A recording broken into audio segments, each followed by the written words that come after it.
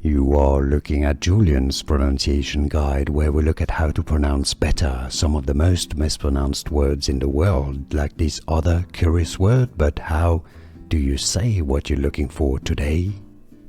Let's learn how to pronounce this word that is quite fascinating and quite confusing. Yes, and also it has slightly different pronunciations in English, whether it's British English, Standard English, or American English. So let's go through. If you want to learn more names from Greek authors and literature, stay tuned. Deuteragonist, that's your British English pronunciation. Deuteragonist. Deuteragonist. Stress on that ra syllable, the third syllable.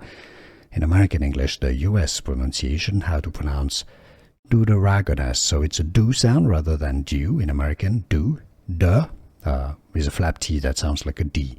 So Deuteragonist, American English pronunciation, versus Deuteragonist, British English pronunciation. And now you know. Here are more videos on how to pronounce more confusing words and names too many mispronounced. Like this video if you found it useful. I appreciate your support. I'll see you soon and thanks for watching.